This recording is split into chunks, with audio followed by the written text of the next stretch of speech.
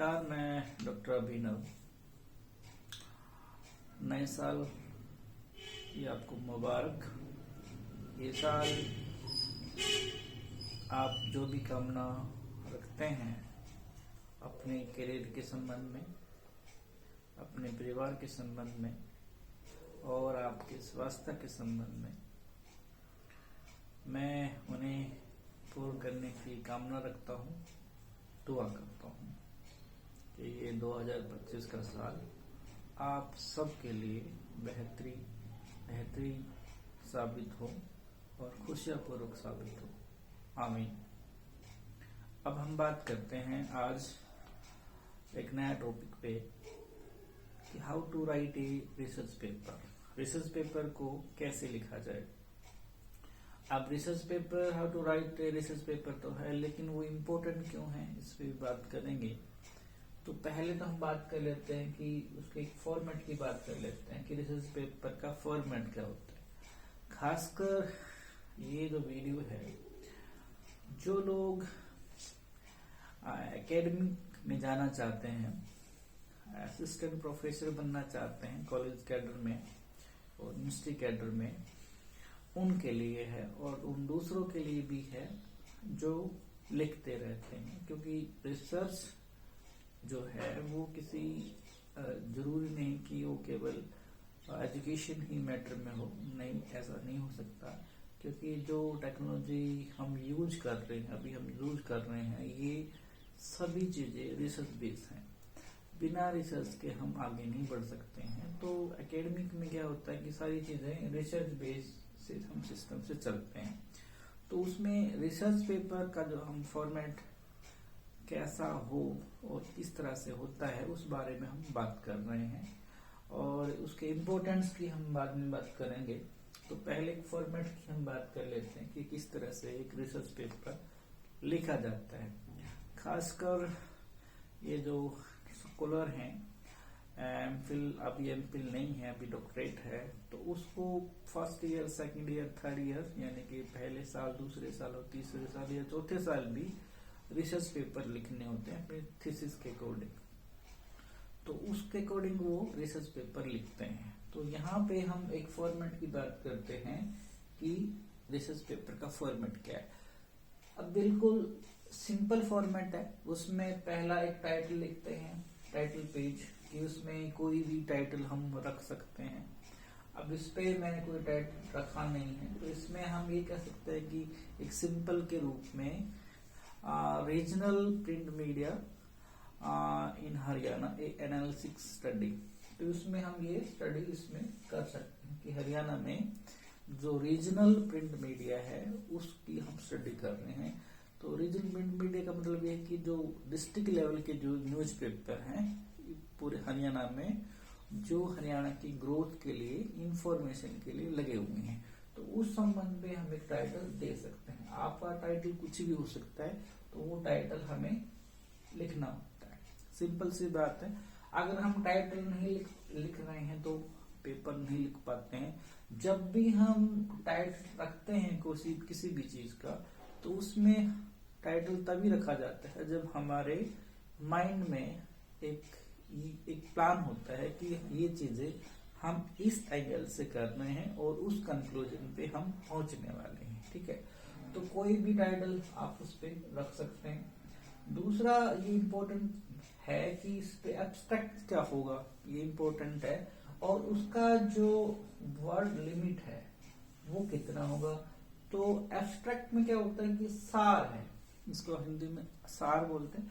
तो सार, इसका पेपर का सार क्या है कि उसमें हम क्या लिखना चाहते हैं, तो वो इम्पोर्टेंट है कि इसमें क्या हम पेपर को में रखने वाले हैं।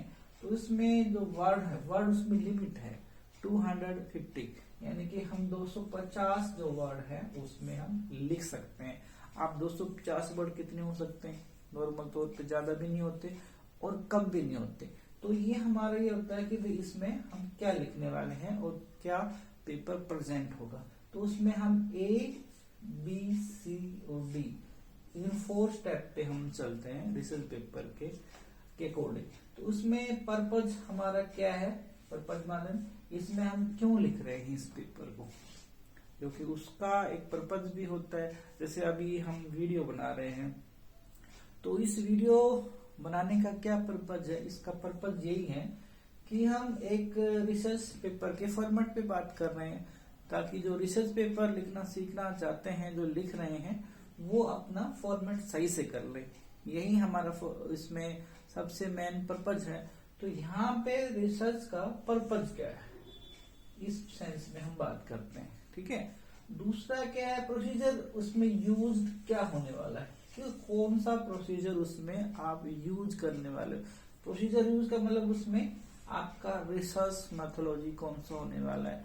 अब रिसर्च मैथोलॉजी, बहुत सारी रिसर्च मैथोलॉजी है, तो उसमें आप कौन सा उसमें रिसर्च मैथोलॉजी यूज करने वाले हो, तो उसका एक सेकंड स्टेप है। उसके बाद फिर आप आपकी फाइंडिंग पे आते हो, यानी कि रिजल्ट पे आते हो। तो उस पे आपने किस तरह से उसका आप रिजल्ट निकालते हो। उसके बाद आपका कंक्लूजन। तो ये कंक्लूजन का क्या है कि आपने क्या लिखा, क्या प्रोसीजर यूज किया, क्या रिजल्ट आया, और उसका ओवरऑल उसका कंक्लूजन उसमें मेरिट में है या डीमेरिट में है, जो आपका पेपर जिस टाइटल को लेकर चल रहे हैं, तो उसका एक कंक्लूजन एज हमेशा क्या होता है, कंक्लूजन आपका पॉजिटिव वे में होता है। तो उसको हम कंक्लूजन के रूप में उसको हम समाप्त कर सकते हैं। तो ये एक सिंपल सा फॉर्मेट है, इसमें ज्यादा कुछ हम ज्यादा डिस्कस नहीं कर सकते कि भी इसमें ये फॉर्मेट क्या हो सकता है। तो आप कोई भी रिसर्च पेपर गूगल गोल्ड पे लिख सकते हैं, तो इस तरह से वो आपको फॉर्मेट आपको मिलता है। तो ये बहुत इंपॉर्टेंट है। इस तरह से ये ब्रीफ में मैं आपको बताना चाहता हूँ। अब इसमें ये है कि भाई इसका इंपॉर्टेंट क्या है। उससे पहले दो आपको पॉइंट यूज करने पड़ेंगे। जो इंग्लिश में लिखना चाहता है और टाइम रोमन उसका लैंग्वेज यूज करना चाहता है, फॉन्ट यूज करना चाहता है, तो साइज जो है वो 11 का साइज होगा, फॉन्ट साइज। ठीक है। और उसके बाद जो हिंदी में लिखना चाहता है, तो हिंदी में किसी भी लैंग्वेज में वो लिख सकता है। साथ में उसका जो साइज है, फॉन्ट का जो साइज है, वो 14 होगा। हिंदी में 14 साइज होगा और इंग्लिश में आपका 11 साइज होगा, फॉन्ट साइज। अब ये जो फर्स्ट है, ये सेकंड है। अब उसमें थर्ड की बात कर लेते हैं। थर्ड में क्या है कि वाई इम्पोर्टेंट रिसर्च पेपर, कि रिसर्च पेपर इम्पोर्टेंट क्यों है। पहला तो ये है कि आपके पास अगर इंटरव्यू के टाइम पे रिसर्च पेपर है, तो उसके आपको 5 नंबर मिलते हैं जॉब के टाइम पे। अगर आपके पास एक रिसर्च पेपर है तो आपको 5 नंबर मिलते हैं। उसमें ये आपको इम्पोर्टेंट ये ध्यान रखना है कि जो रिसर्च पेपर आपने लिखा है, क्या वो सिंगल ऑथर ने लिखा है या डबल ऑथर ने लिखा है। अगर सिंगल ऑथर ने लिखा है तो आपको 5 नंबर मिलेंगे एक रिसर्च पेपर के। अगर आपने डबल लिखा है तो उसको 3 नंबर मिलेंगे, यानी कि आपका नाम पहले है रिसर्च पेपर में तो आपको 3 नंबर मिलेंगे, और आपका नाम पीछे है तो आपको 2 नंबर मिलेंगे। तो इस तरह से आपके 5 जो मार्क हैं वो डिवाइड हो जाएंगे। ध्यान रखना, जब भी आप रिसर्च पेपर लिखते हो, अगर आपका फर्स्ट नेम नहीं है तो आपको 2 नंबर मिलेंगे। अगर आपका फर्स्ट नाम है तो आपको 3 नंबर मिलेंगे। अगर आपको ऑथर यूज नहीं करना चाहते हैं तो आपको 5 नंबर मिलेंगे। ठीक है। पहली बात ये बहुत इंपॉर्टेंट है जॉब में, इसमें ये आपको काम आता है। दूसरा, आपका जो एडमिशन है, आपका डॉक्टरेट में जो एडमिशन है, तो उस टाइम पे अगर आपका रिसर्च पेपर कोई है तो वो सबसे अहम इंपॉर्टेंट रोल अदा करता है। तो उसमें आपको 5 नंबर, जैसा भी यूनिवर्सिटी कैंपस ने ऑर्डिनेंस में रखा है कि रिसर्च पेपर को एडमिशन में कितने नंबर मिलेंगे, तो उसमें भी आपको ये एक इम्पोर्टेंट रोल अदा करता है। ये बहुत सारे कैंपसों में है और बहुत सारे कैंपस में नहीं है, तो इसके बीच से रिसर्च पेपर का इम्पोर्टेंस बढ़ता है। उसके बाद जो एपीआई स्कोर है, जो टीचर होते हैं यूनिवर्सिटी कैंपस में या पीजीटी में, तो उनका जो एकेडमिक पॉइंट है, स्केल है, तो उसमें उसको बढ़ाने के लिए भी वो टीचर रिसर्च पेपर लिखते हैं। अगर आपने रिसर्च पेपर नहीं लिखा है तो आपका एपीए स्कोर आगे नहीं बढ़ेगा।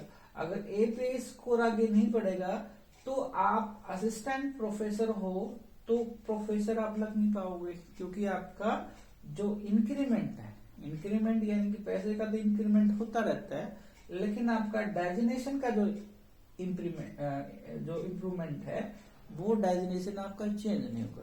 तो इसलिए इसका इम्पोर्टेंट है कि आप एपीआई स्कोर को भी स्ट्रॉन्ग करते हैं रिसर्च पेपर के बिहाफ पे। तो आप अगर असिस्टेंट प्रोफेसर हैं तो एसोसिएट भी बनना चाहते हैं तो तब भी आपको रिसर्च पेपर का इम्पोर्टेंस पता होगा। अब इसमें क्या है कि एक नेक्स्ट बात ये है कि भाई रिसर्च पेपर केवल टीचिंग के लिए इम्पोर्टेंट नहीं है, रिसर्च पेपर सोसाइटी के लिए भी इम्पोर्टेंट है, क्योंकि जितनी रिसर्च बेस्ड जो चीजें हम देखते हैं वो सारे रिसर्च के बेस पे बातें आती हैं। तो ये सोसाइटी के अपडेट के लिए भी इम्पोर्टेंट, अपडेट में ग्रोथ के लिए भी इसमें इम्पोर्टेंट है। ठीक है, उसके बाद कंट्री का भी इम्पोर्टेंट है इसमें। अगर सोसाइटी की ग्रोथ होती है तो कंट्री की ग्रोथ होती है एक व्यक्ति की। तो यहाँ पे भी सोसाइटी की भी, क्योंकि सोसाइटी में वो चीज आनी है, क्योंकि टेक्नोलॉजी बेस्ड और रिसर्च के बिहाफ पे आई है। तो रिसर्च जिस कंट्री में अच्छा रिसर्च चल रहा है तो वहाँ टेक्नोलॉजी उसी बिहाफ पे आगे बढ़ेगी। ठीक है, तो इसके बाद ये है कि अगर आप सभी चीजें चाहते भी हैं तो आपका सेल्फ जो इम्प्रूवमेंट है, सेल्फ जो अपडेट है, वो सबसे बड़ा अहम रोल अदा करता है। क्योंकि आपने रिसर्च के बिहाफ पे आप रिसर्च पेपर लिख रहे हैं तो आप अपना खुद का भी सबसे बड़ा इम्पोर्टेंट रोल अदा कर रहे हो रिसर्च में। क्योंकि अगर आप रिसर्च कर रहे हैं तो बाकी जो पॉइंट है वो इम्पोर्टेंट आप भी बढ़ जाते हैं। तो research is a very important for society. तो यहाँ पे क्या है कि लेकिन हमें ये देखना है कि हम इस पॉइंट पे चले हैं कि रिसर्च का जो फॉर्मेट है उसी फॉर्मेट के अकॉर्डिंग चले। अब एक और इसमें एक बात ऐड कर लेते हैं कि भाई हमें कितने वर्ड इसमें होने चाहिए। ये तो आपका वर्ड हुआ आपके एब्स्ट्रैक्ट में, तो लेकिन नॉर्मल तौर पे कितने वर्ड होने चाहिए? नॉर्मल तौर पे आप ले सकते हैं 2000 का भी ले सकते हैं वर्ड का, 2000 वर्ड का भी हो सकता है, 3000 वर्ड का भी हो सकता है। लेकिन बात यह है कि उसका इम्पोर्टेंट टेक्स्ट का इम्पोर्टेंट किस तरह से है ये हमें ध्यान में रखना होगा। तो यहाँ पे फॉर्मेट ऑफ रिसर्च पेपर एक ब्रीफ साइंस में हम बात कर रहे हैं। पहले आप टाइटल रखिए, उसके बाद आप स्टेट रखिए, उसके बाद फोर्स टाइप ABCD यूज कीजिए, और उसके बाद आपका जो इंग्लिश मीडियम है और जो हिंदी मीडियम है आप उस पर आप बात कर सकते हैं। तो ये आपके जो एकेडमिक कैरियर में है, यानी कि अगर आप डॉक्टरेट में एडमिशन लेना चाहते हैं, डॉक्टरेट में एडमिशन होने के बाद अगर आप टीचिंग में आना चाहते हैं तो आपका रिसर्च पेपर कितना है ये आपके जॉब के इंटरव्यू के दौरान, एप्लीकेशन के दौरान पूछा जाता है कि आपके रिसर्च पेपर कितने हैं। वैसे तो बहुत सारे हो सकते हैं, 2000 भी हो सकते हैं, जिसके भी हो सकते हैं, या 3 हो सकते हैं, 5, लेकिन क्या होता है कि टॉप 5 आपके रिसर्च पेपर कौन से हैं और वो किस टाइप के रिसर्च पेपर हैं, ताकि आपके इंटरव्यूज के दौरान आपका को बेनिफिट मिल सके। आपने मुझे सुना, आपने समय दिया, इसके लिए आपका बहुत बहुत शुक्रिया।